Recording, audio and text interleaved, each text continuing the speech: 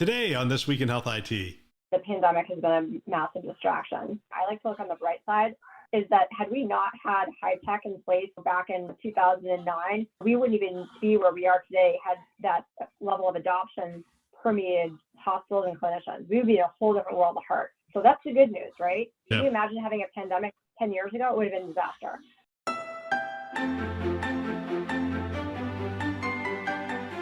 It's Newsday. My name is Bill Russell. I'm a former CIO for a 16-hospital system and creator of This Week in Health IT, a channel dedicated to keeping health IT staff current and engaged.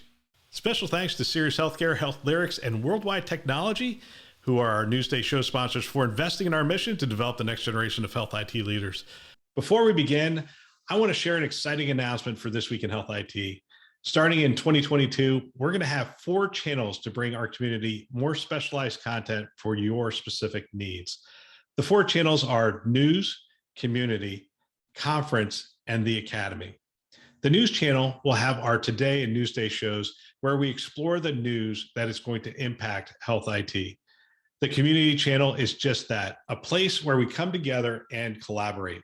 One of the distinctions of this channel is that we will have guest hosts from the industry and people that they invite to talk about the topics that we wrestle with every day.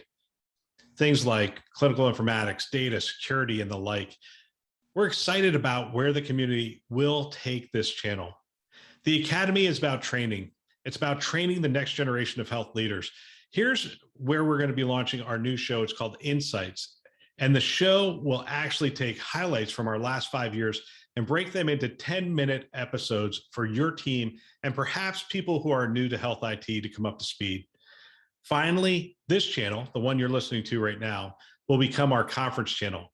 The same great content you travel across the country to receive, we're going to be bringing to you right on this channel.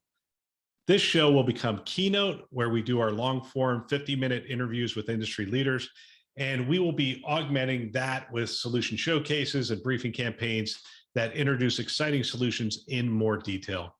For more information on our other channels and where you can subscribe, visit us at thisweekhealth.com/shows, SHOWS. Now, on to the show. All right, it's Newsday, and today we are joined by Mari Savickis with CHIME Public Policy, and we are going to look at the year that was in Washington, D.C. with regard to health IT, and we're going to look at the year that's coming up. We're also going to touch on some cybersecurity stuff as well. They just did a really cool survey, and we're going to share some of the findings from that as well. Mari, welcome to the show. Thank you, Bill, for having me back. Well, this is fun. I like the cadence of this, bringing you on and finding out what's going on up on the Hill or what's not going on. Sometimes lack of progress is the news, but this year it hasn't been. There's been a lot of things that have happened, oddly enough, in a pandemic year. Actually, you shared some information with me ahead of time. We've talked about this before, but a lot of accomplishments from the public policy side. So give us a little taste of it, and then I'll chime in with some questions about them. Sure. For those of you who have tuned in before and heard our conversation, cyber is the name of the game over here.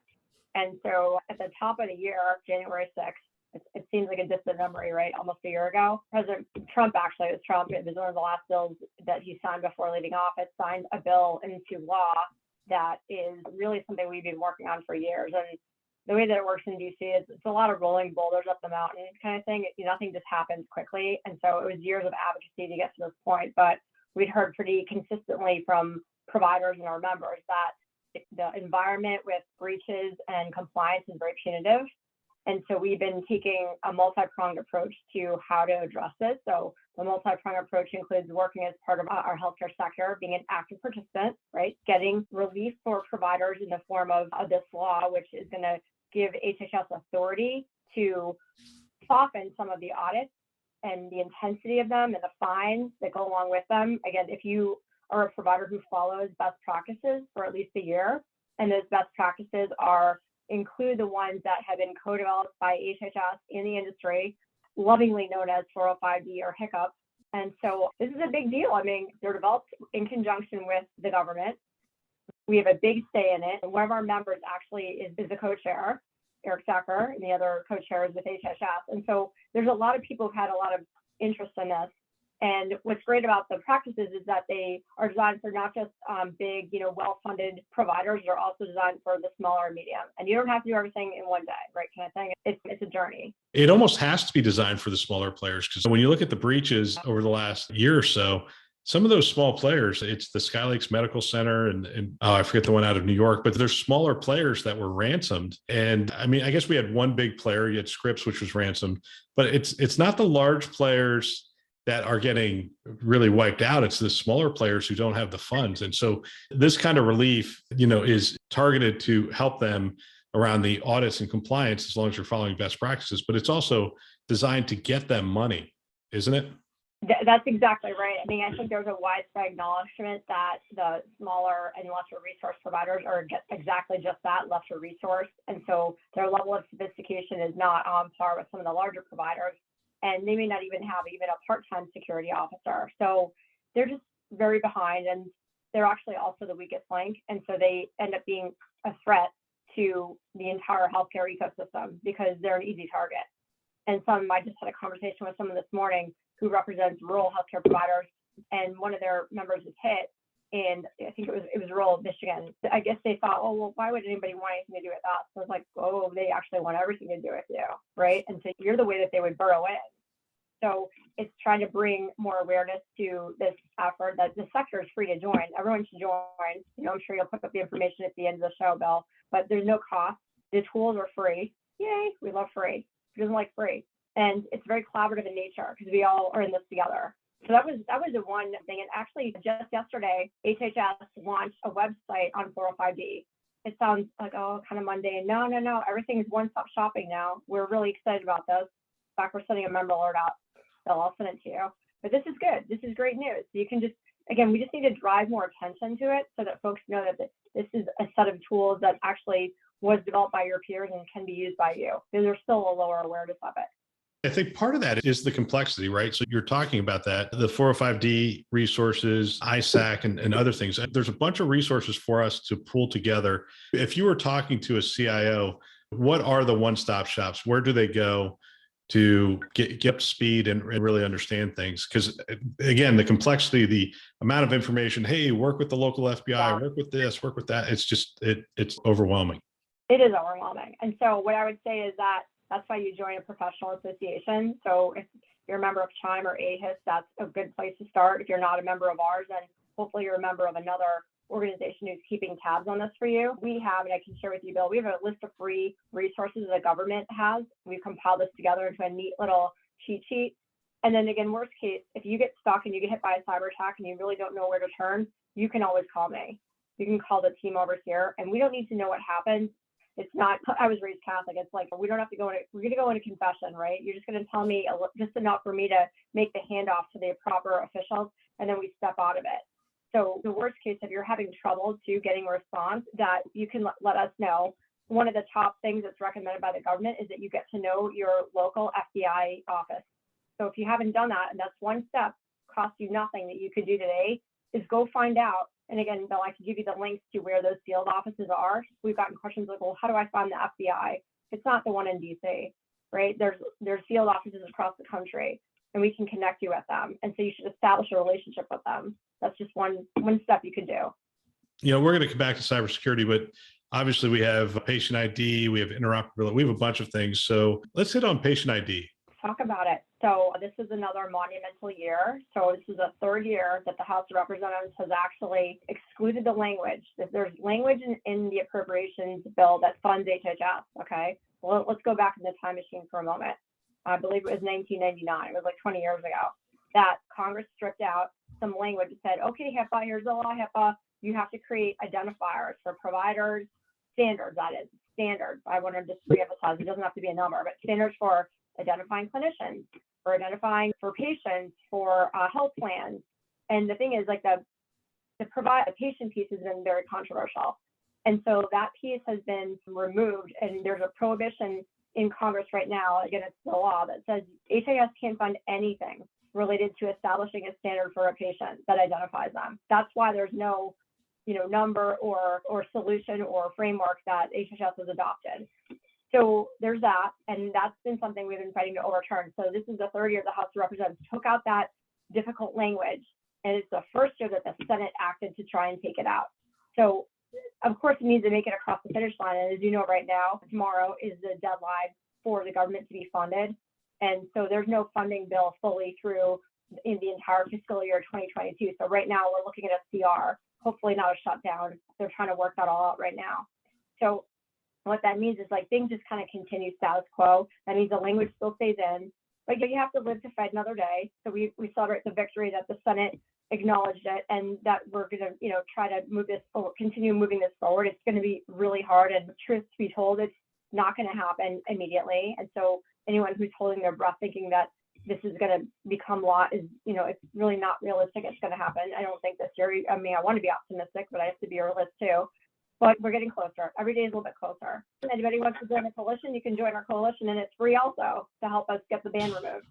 Yeah, every time I talk to you, I feel like I'm going back through Schoolhouse Rock and the bill moving up to the Senate, to the House, then to the Senate. And it does take some time for some of these bills to make it through.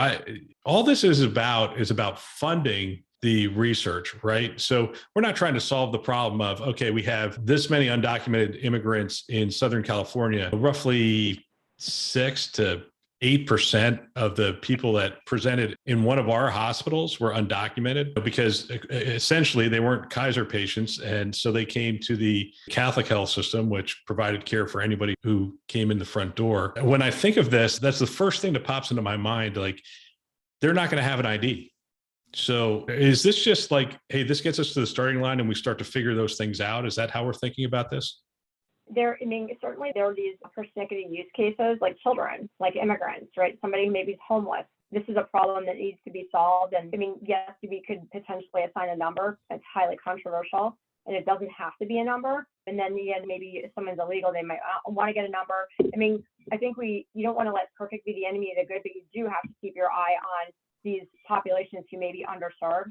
So we do think it needs to be able to touch everyone. In the absence of Congress allowing HHS to spend even one penny on establishing a standard, we did have a framework that the coalition adopted. It says, like, here's some parameters that you could think through. If you want some nice reading at night, Bill, I'd be happy to send you the framework. It's pretty lengthy, but it takes into consideration things like, privacy and security. I think that's some of the concerns are rooted in the government having control over people's data. But some of these arguments are somewhat antiquated. And you and I have talked about this before. We're giving away a lot of data anyway. And so to think that it's not actually already out there, and there's actually bumpers, the government can't just do what they want to do with personal data. There's the Privacy Act of 1974. Not to say that, I know people say, oh, black helicopters, something's going to happen. Sure, but I guess that's already happening today, and it's not the government. Right. So you just have to know that. So we don't have a national privacy law. That sort of bleeds into another conversation, but there's some voices who are louder in Washington who are not going to necessarily let this go over the finish line without a lot of kicking and screaming. And so we continue to try to get champions and educate folks on the need for this. Yeah, the conversation we've had is I just don't think we should paint the people who aren't jumping up and down about a patient ID as Luddites. They're not necessarily Luddites. They're looking at it and saying, okay, what about privacy? What about this group? There's a lot of challenges to it that needs to see the light of day in terms of a debate. And I think that's what we're pushing for here, right? Let's get it on the Senate floor. Let's have the debate. Let's have the conversation. Let's put it to a vote and make it part of the public consciousness. Patient ID can help in a lot of different areas if done well. It can also have some downsides, and we just need to be aware of those things and talk about them. And so I think this is a big win, in that we had the conversation on the House floor, passed or took the language out. Now we're starting to have the conversation on the Senate floor and making progress. But this is the kind of thing, if people are thinking, oh, this is close to the finish line, it could be an administration or potentially two away from actually getting across the finish line, depending on what happens next. We just never know. I forgot to mention one important thing. Again, like about to swim through the policy thicket every day, is Congress asked ONC, the Office of the National Coordinator, to do a report on patient matching. And so we're waiting for this report with bated breath. The last we've heard it's supposed to be out by the end of the year, but this too is something those who might be waiting to decide how they want to move forward on this are waiting for the ONC report. So we're very anxious about this, and I'm sure maybe the next time if you invite me back for 2022, we can talk about the report if it's out by then. Oh, you'll be invited back. Don't worry about that. No, I don't know. I'm not eating May, so I want to make sure I don't get a lump of coal in my stocking. Yeah, no, you'll probably get a dish for Elon Musk's new internet service so that we can have a better connection next year. I'm sorry. Or I'll just fly to Florida. We can just do it in person somehow if I can navigate the travel. Well, quite frankly, we will see each other a fair amount. Is it called Vive? Is it the Vive conference? Is that right? Yep. I mean, I hear people pronounce that all over the place. Oh, it's the Viva conference. I'm like, I don't think it's Viva. I think it's Vive. Talk to me about privacy. I have said for a while, and I've talked to a bunch of people who agree with me, that HIPAA is so antiquated, but we adhere to it like it is the 10 Commandments handed down from on high, which we should, but it is really, there are sections of it that are so antiquated. Is there any movement towards like bringing that back up and redoing it? Or are we just sort of piecemealing, redoing provisions as we do certain other laws and other things?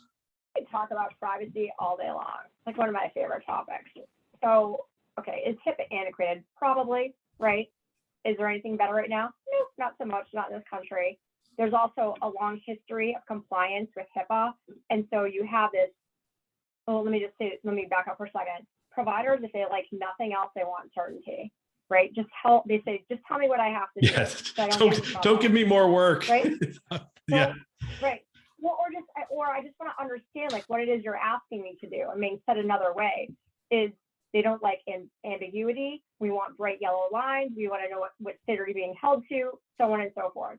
And so there's a long history of HIPAA, of compliance. And so it's not perfect.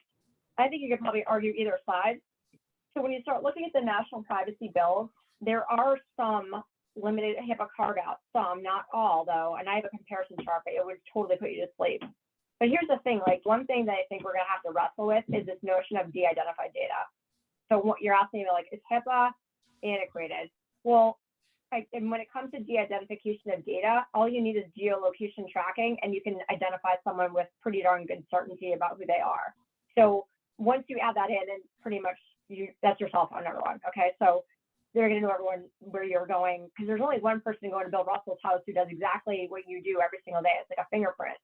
Right. So in that respect, that is antiquated. But if you look at some of these bills, they have like de-identified data as carve out, and so I think that's something that's going to have to be wrestled to the ground. I'm not sure that I have. I'm sure I don't have the answer, but it's tough, right? So I'm not even sure that some of these other bills that try to like go a little bit further are going to solve all like what ails us.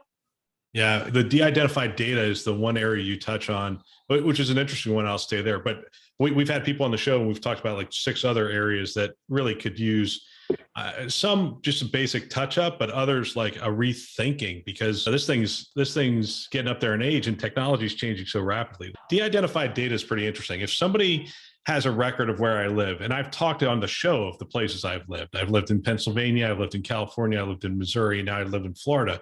And if they get access to that de-identified patient information and that kind of stuff, and it has any kind of information about where they're coming from, which they generally do, because if you're doing research on a population, the geography matters, right? So some aspect of that is going to be in the de-identified data.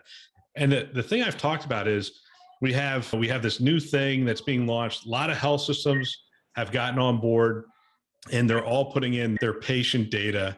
That's de-identified data. And I've identified at least 2 health systems that I have visited that have put my data into this repository without ever asking me if I want my data in that repository. I guess I'm not even sure if it's covered with this, but I could opt out of the record sharing, but that was more for the health information exchange. But I think it's being applied to this new venture. And by the way, they spin up this venture, and it's valued at billions of dollars based on my data, your data, everybody's data. And I'm sitting there going, I'm sort of scratching my head going, I don't know what I want here, but there's something in terms of at least ask me. And I understand it's not my data per se because they made the record, but it's data about me And I just think it's time for another conversation around maybe not patient, who owns the data. Because I've often said that the health system owns the data, they created the record. I just want joint custody. So if you stand up this new thing with all these health systems and put this stuff in there, I want to be able to tap into it somehow for my record. I don't want everybody else's record, just for my record. Is this data, Bill? Is this de-identified? Are we still on the topic of de-identified? Yep, we are. We are. Yes, it is de-identified. You're right. It's complicated, right? It's complicated, right? Yeah. Because we just discussed how data can be easily reattached. But I think, I mean, correct me if I'm wrong, some of these health systems are, I mean, they're not going to just put this out into the ether. They're doing, I mean, I can argue both sides, like, and I really could. They're doing it to improve like their AI algorithms, right? They do it in the name, they say in the name of patient care and improvement. But I agree. I mean, I'll tell you this, I learned the hard way that everyone who knows HIPAA knows TPO operations, right? The O is a little bit of a slush bucket of stuff, right? And when you sign away your consent, there's a whole bunch of stuff in there that the providers, can take, like, for example, a placenta, right? I didn't know that they could just do something with that. I didn't know that. And so I think this comes to the larger conversation. I guess maybe I'm going to put my consumer hat on and take my CHIME hat off to be careful here. Yeah. It's just transparency, right? I mean, you just want to be transparent about what you're doing. And so I think that would be a step in the right direction, is if as you incrementally move into providers are moving into this space and launching deals with big tech, is just being forthright and forthcoming. Yeah. And I'm not calling out healthcare here, because all my Google data is being used for making money, for advertising and that kind of stuff. All my Amazon data is being used to market stuff right back to me and that kind of stuff. I think there's a larger conversation around personal information, the use of personal information in the 21st century, I think is a conversation that's worth having on the Hill. So if you talk to anyone influential, say, I would love to know if that conversation is moving forward. It's a sticky conversation, but it's interesting. It's happening, but Congress has been fairly distracted this year. They're still distracted, right? They have a lot of stuff they need to do before the end of the year, and I don't even know how many business days are left for them, but there's not that many. They're dealing with the government shutdown tomorrow. They're still dealing with Build Back Better, dealing with the National Defense Authorization Act. There's a whole bunch of stuff that's happening first before you get to privacy. And this is really coming back to the privacy thing. I'll send you the table. You can just do a quick search on like HIPAA, right? For example, what's the definition of sensitive data? When you talk about a national privacy law, what is sensitive, right? Look at how they treat de-identified data. These are not easy questions. So I think that it's probably not going to be perfect, whatever comes out, but we're actually lagging other countries. And so the last thing I'll say is that you just, again, celebrate victories. Is the Federal Trade Commission. They're the ones that govern third-party apps and data that's housed in non-HIPAA covered entities. They said, hey guys, we're going to start looking at these third-party apps more and the privacy terms and conditions, which is really a victory for consumers, for the patient turned consumer who's giving their data away to, maybe they don't really know. They think it's one person, but it's really like there's a downstream effect here. So we just have to take this in bite-sized pieces. I don't think we're going to solve everything tomorrow. Yeah, no, that's definitely a win. Interoperability, CHIME has some wins there. Let's hit on that, because clearly it's 21st century cures is coming upon us. Oh, yes. I think we're moving along. Obviously, the pandemic has been a massive distraction. On the one hand, again, I like to look on the bright side. I'm a glass half full kind of person. Is that had we not had high tech in place back in 2009, that we wouldn't even be where we are today had that level of adoption permeated hospitals and clinicians. We would be in a whole different world of hurt. So that's the good news, right? Can you imagine having a pandemic 10 years ago? It would have been a disaster. So we're a lot closer than we were, but it's still not perfect. And one of the things just go back to the HIPAA stuff for a moment, that we need for interoperability is consent. That is not ironed out nicely. There's no easy, clean way to do consent electronically. And then when you start mixing in, substance abuse data, it gets very complicated. So that part, this is a work in progress. Now back to information blocking and the 21st Century Cures Act. I think we have some challenges with APIs and security. I think people are just starting to wake up to this. You can say, oh no, everything's fine, nothing to see here. Well, I don't think that that's true, and I'm not alone in my thinking. So increasingly, I think you're going to hear more about that. So the deadlines too are rapidly approaching, like within a year. Does everybody have a Firebase server? I don't know. I don't think so.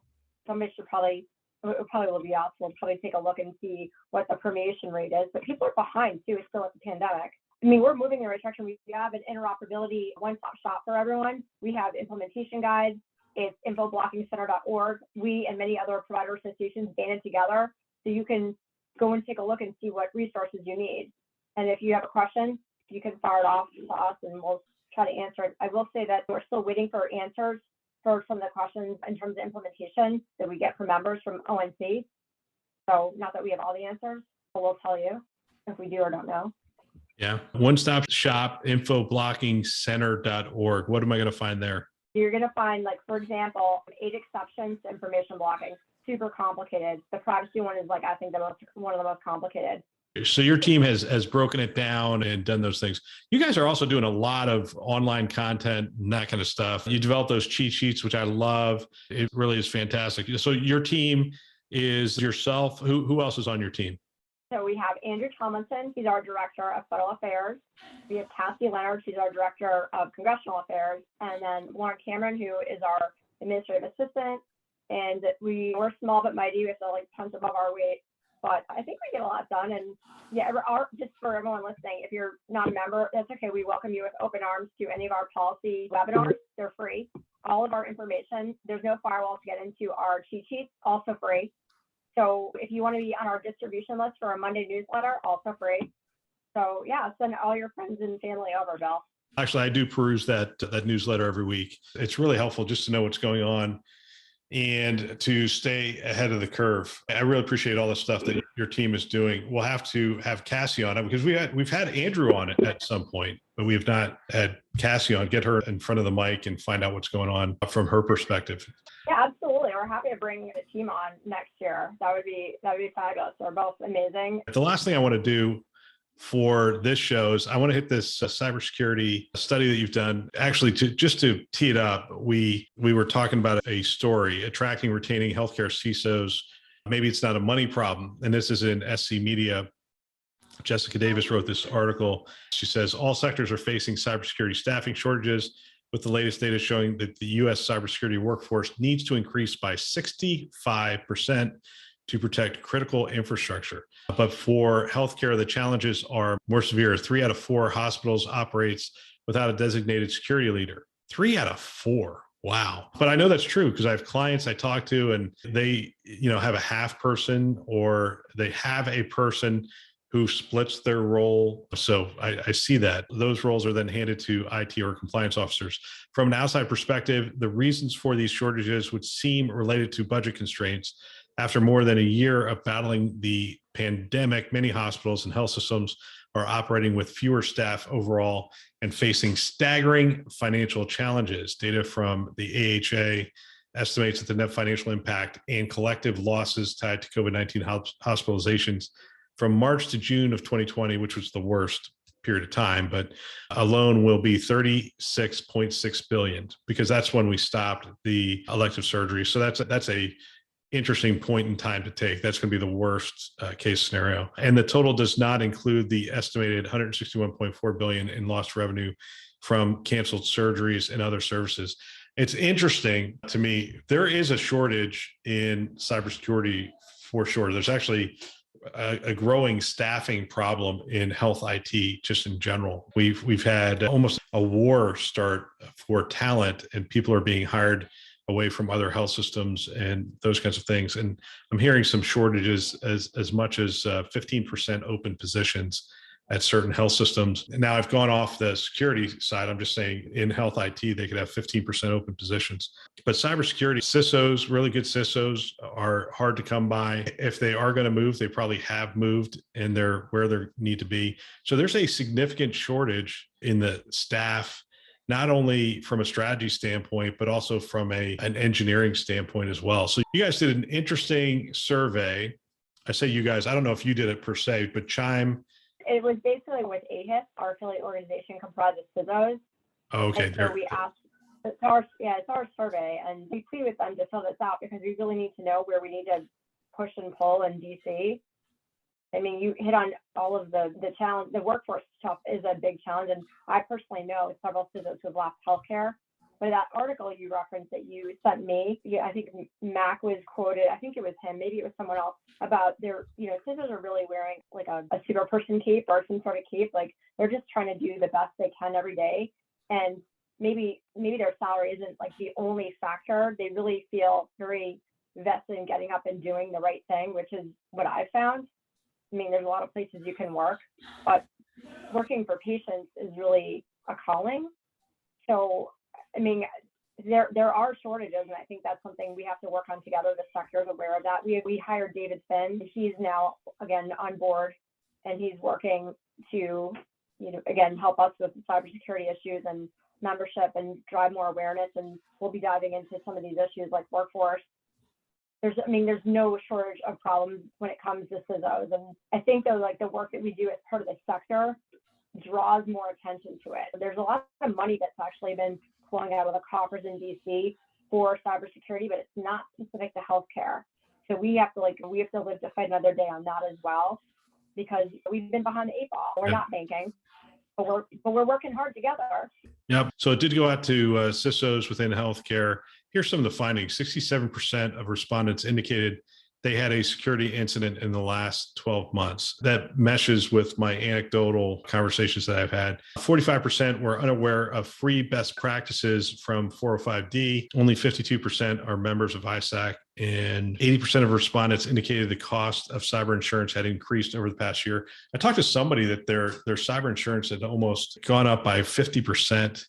And they don't think that's going to stop. And it's not only the cost going up, but the requirements are such that they're so stringent that if you follow those requirements, you really aren't going to get breached, or you reduce the likelihood so much. And I guess that is part of the reason that insurance companies exist, is to drive higher level of compliance. But they're sort of looking at what they have to do, and they're like, well, if in order to do all these things, I have to go to the board and get a couple $1 million to do all this work just so we can get this insurance policy and be compliant with our insurance policy. So it's just another way to drive the conversation. I'm not against that, to be honest with you. For years, it was hard to talk to boards, hard to talk to leaders and get them to want to invest the money necessary for good cybersecurity. And anything like that, where you say, look, we're not going to be able to get a cyber policy unless we do these things, and we've scoped these out, and this is what it's going to cost. That just backstops me as a leader in trying to make that case. The cyber liability thing is a big deal. We've heard lots of problems about that. I had one member who's in an urban area who is sort of disadvantaged populations, that she wasn't able to get the same policy she got last year, and that she had to get a supplemental policy and still doesn't have the same amount of coverage. And that the requirements are exhaustive that you have to meet. And some of the feedback has been that not all of the requirements that must be met are actually helpful. So I think there has to be some, I think we and others are starting to scrutinize like what exactly these requirements are. You don't want to have a situation where you're skating to the puck.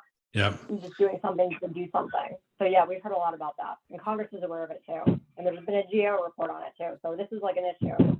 Yeah, and so people are reporting they need help in various areas: grants or federal assistance, about 40%, regional extension centers with cyber experts on hand, 33%, closer relationship with federal authorities, 16%. So there's a lot of different things they're asking for. So you get this information, and I assume this is the type of information you go up to the Hill and you start to weave a story of what healthcare needs. Maybe not you, it's information you put in people's hands who are going to be in those meetings, I would imagine. The report has nice infographics, so we are going to bring it up to the Hill, and we are sharing it with, but it shows you too, like where the providers say that they need extra help. So this is to help the lawmakers figure out where to pinpoint things. Like they need federal assistance. We're pursuing that, especially for underserved providers. TBD on whether we'll get that. Some level of support with the regional, like something like a regional extension center that can help boots on the ground when you need help. Closer relationship I mentioned at the top of the call with federal authorities or things that they feel like they need. And a clear understanding of when they can and can't share information, which continues to be a concern. And you'll notice that when many organizations are hit with a cyber incident, that they lock down and they don't want to talk about it. But if you have a window into what happened, you can actually help others. Like the there was a great webinar with the CISO from Vermont, who they were down for like a month, and he laid out all the challenges that they had. There were some examples that he gave, like if he had to go back in time and fix things, like the challenges of dropping back to paper, right? There's a lot of clinicians, if they're younger, don't know how to code on paper. So there's some things like your phone system, is it tied into like everything else? You don't want single points of failure. There were so many, I can't even remember them all. But he was willing to stick his neck out and talk about it. So that's what we need more of, is to understand, have a window into what happens. But people are afraid to share information. Absolutely. All right, I'm going to give you the final word here. What can we expect from Congress and the Hill next year? What big events do you expect that we're going to make progress on next year? Oh, in this pandemic, man. I know. Well, and we're going through a new variant right now. I mean, that could snarl things pretty good. In the near term, what people can maybe look forward to is, we're really hoping that, especially with the new variant, that HHS will reissue the PHE, the public health emergency. So for those of you who wonder how this actually happens, it's renewed every 90 days. It's up for renewal in January. Does it get renewed by a vote of the House, or how does it get renewed? No. This is by HHS. The secretary would decide to reinstitute it for another 90 days, and then another 90 days. But last year, there was an acting secretary in place before Secretary Becerra was confirmed, and the acting secretary put out a note to the states. It's sub-regulatory, but it basically is like, we promise not to pull the rug out from underneath you. We're not going to terminate the PHE until at least the end of 2021, and we would give you 60 days notice. Well, obviously, the pandemic is not over, and so I think our best guess is that it will be renewed, number one, by HHS in January, and number two, that they may issue a similar like-minded letter that they did last year. Now, whether Congress acts to change these, because the pandemic authorities are just temporary, right? Whether Congress acts is another big question mark. So we're following that closely as well.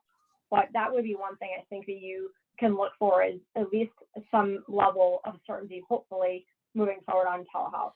Mari, there is absolutely no chance that the public health emergency comes off anytime in 2022. That's a prediction. It's just my personal prediction. Yeah. But in January of last year, I said there's no chance it's coming off in 2021.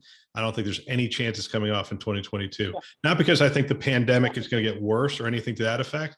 I don't think there's any appetite for this administration or for this HHS secretary to pull it off. It's actually a way to fund a bunch of things without getting funding, right?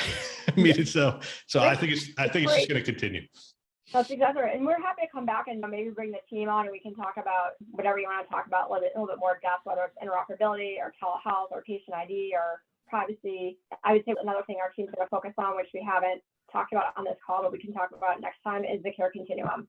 It's not just for patients don't just go to the hospital, they don't go to the doctor's office, they go somewhere else, especially Medicare patients or those with chronic conditions. So that's something we're paying attention to and trying to make sure that interoperability spreads across the entire sector and that they're well supported. Fantastic. Mari, I want to thank you for coming on the show this year. It's been fantastic. And I also, really appreciate the work that you and your team are doing on behalf of Health IT up on the Hill. And I look forward to more progress next year. And you guys are wading into as much uncertainty as anybody else in the industry. I mean, it's an election year again as well. So those always get kind of fun up there on the Hill as well. So we'll see what happens. Thanks again. Hope you have a great holiday, and we will definitely catch up after the first of the year. That sounds great, Paul. Thanks so much. Appreciate it. What a great discussion. If you know of someone that might benefit from our channel, from these kinds of discussions, please forward them a note. Perhaps your team, your staff. I know if I were a CIO today, I would have every one of my team members listening to this show. It's conference level value every week. They can subscribe on our website, thisweekhealth.com, or they can go wherever you listen to podcasts, Apple, Google, Overcast, which is what I use, Spotify, Stitcher, you name it, we're out there. They can find us. Go ahead, subscribe today, send a note to someone, and have them subscribe as well. We want to thank our channel sponsors who are investing in our mission to develop the next generation of health IT leaders. Those are VMware, Hillrom, Starbridge Advisors, Aruba, and McAfee. Thanks for listening. That's all for now.